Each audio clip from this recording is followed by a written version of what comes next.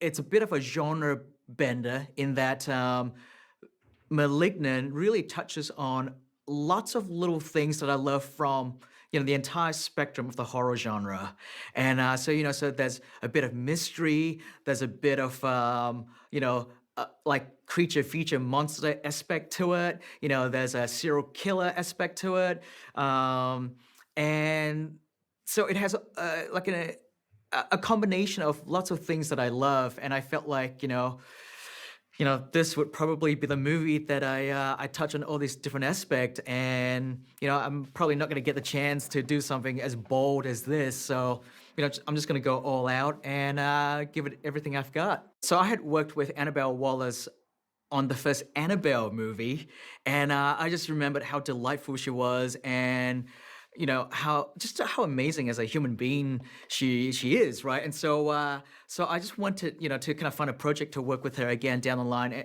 One where I'm the director on the Annabelle movie, I was her producer, but this one I just wanted to be able to kind of get in there and actually direct her and work with her. Um, Annabelle is just amazing. I love her from the bottom of my heart. She's such a trooper. She's so willing to try things out, and she gets the character from day one. She truly understood where Madison was coming from, and she wanted to play her with vulnerability, but at the same time find the inner strength in her as well. So naturally, because this is a murder mystery story, you know, overall, we felt like we needed to sort of bring the police force into it, and naturally we found ourselves, coming up with these two detective characters played by George Young and McCall, and because the movie overall, the theme, the subject matter, and the visual are very dark. We just felt like we needed a little bit of levity, and we felt like these cops, can kind of bring a jaded, cynical sense of humor to the film. And I think that was something that was very important that we wanted the movie to have, to balance it with the darker stuff that's happening. I personally think it's important to see a horror movie in the theater. I think the horror genre plays best on the big screen, where you get to sit in a communal setting with a bunch of other people, right? And go on this journey together where where you scream, you laugh, you're hiding behind your fingers, during the horrible moments, and it's a collective experience that make it so much more fun. We end up creating this really interesting antagonist. His name is Gabriel, and Gabriel really is this monster, this ghoul, this villain of this world that our lead character Madison is trying to work out. Work out why, after she was attacked by him, right, left for dead, but survived the attack, why after that particular incident did she develop a psychic connection to this killer. So now she starts seeing visions. She starts having visions of this killer's murder, his murderous rampage, and she's trying to work out who this person is, and ultimately kind of stop him from killing again. And so she teams up with these two police officers, these two detectives, to try and hunt Gabriel down before he kills again.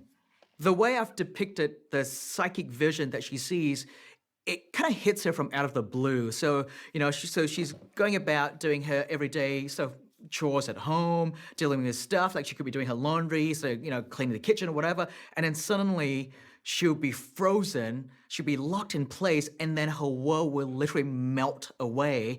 And now she's standing in the same room as Gabriel, as this killer, this monster, and witnessing this monster's murderous deeds that's happening, unfolding right in front of her eyes, and she can't do anything about it. She's frozen in a static, suspended animation state, and she cannot scream, she cannot cry for help. All she can do is just watch what is going on in front of her, and is just terrified by it. And then just as quickly as it started, she snapped out of it, and she's back where she was in her room, and she doesn't know what happened to her, what she saw.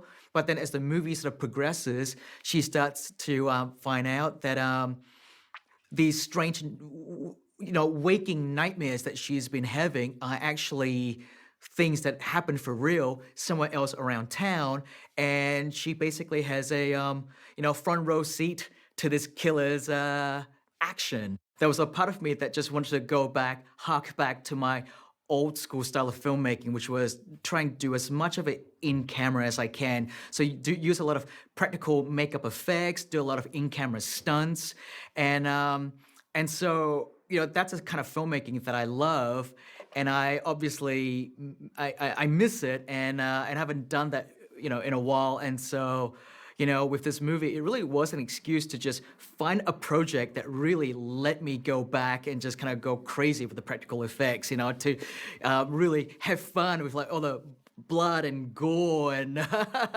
and crazy sort of stunts and all that, but try and do it all in camera, do it all in a way where where try to be kind of crafty and clever and smart about how we approach some of these, sort of effects that are in the movie, and and try and do it in a way that we haven't kind of quite seen before.